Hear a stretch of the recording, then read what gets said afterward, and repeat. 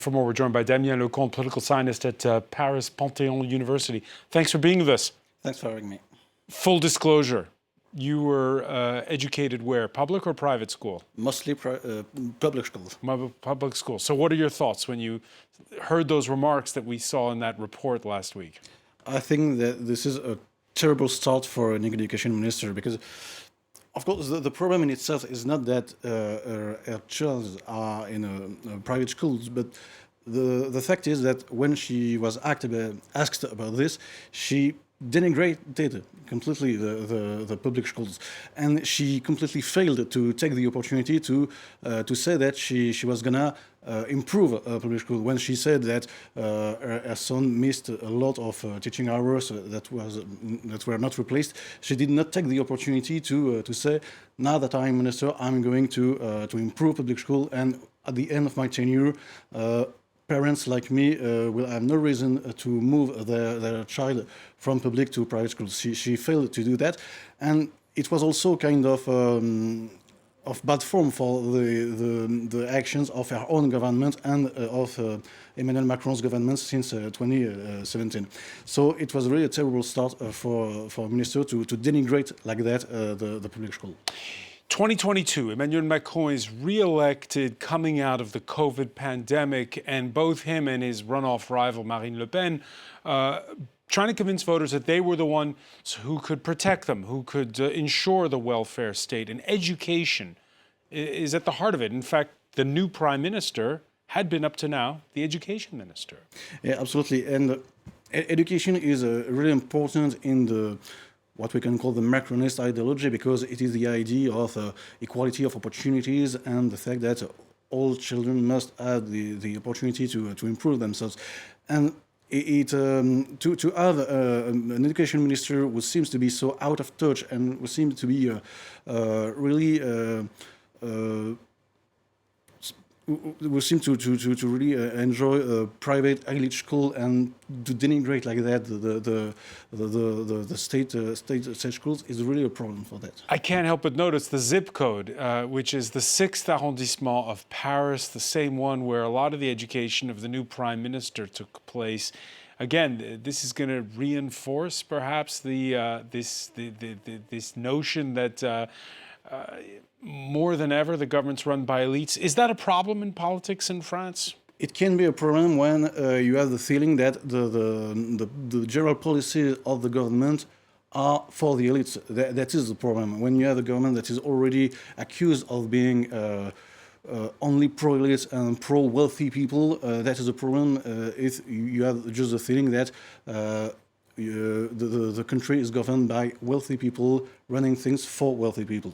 And another problem that we have to raise is that the private school where the minister has sent her children is not any private school. It is also a school that has been investigated by the administration because it is a very conservative Catholic school where there have been accusation of homophobic and sexist behavior. So all of that add obviously to the problem. This dichotomy between the public and private schools, particularly the Catholic ones, parochial schools in this case. This is a long-standing culture war in this country.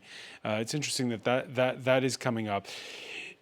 The President, Emmanuel Macron, this reshuffle is supposed to give a new start to his second mandate without a majority in Parliament. Why did he name Amélie Oudéa-Castéra when she's already the sports minister in an Olympic year and got her hands full?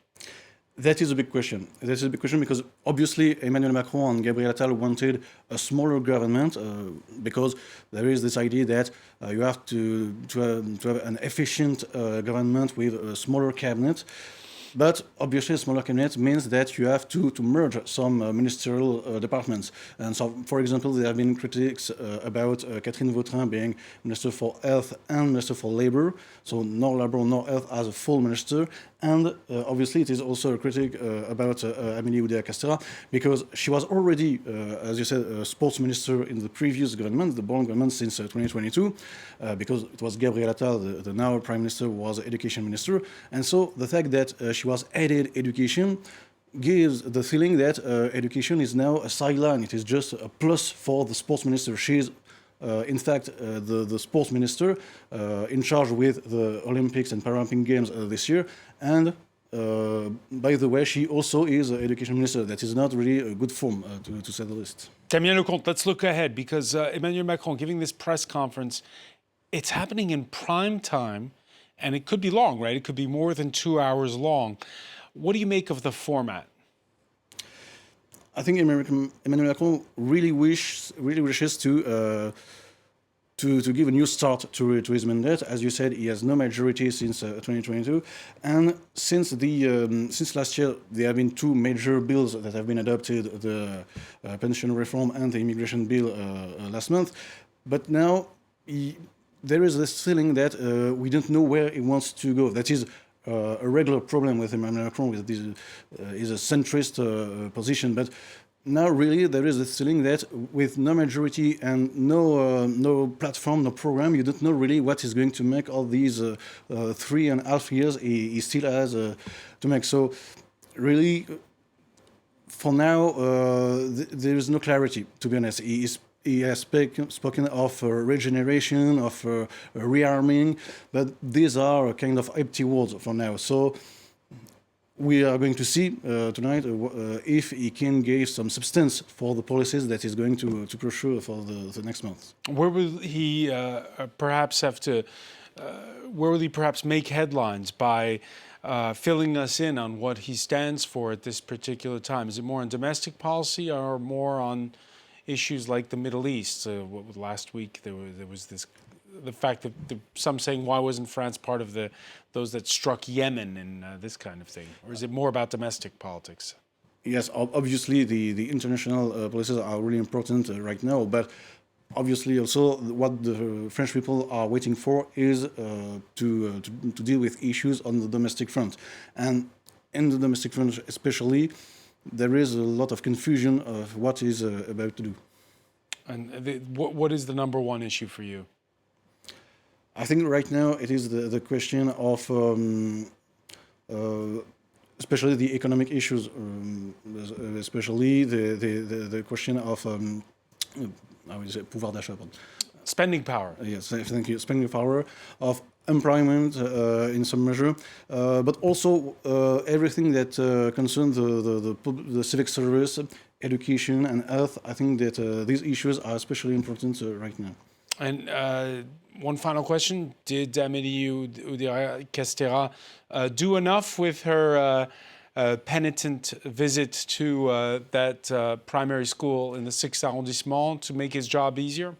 I'm not convinced it was a good idea on a communication front, because she was booed on this visit, and she's making of this issue kind of a regular soap opera, and it has been less than a week that she's been appointed. It has been pretty much the only issue that we have dealt with since last week. So I think she's really weakening the government right now, and I'm not sure it's going to end anytime soon. So she might be for the chop. She might lose her job. It is not impossible. All right, we'll have to look. We'll have to watch that one.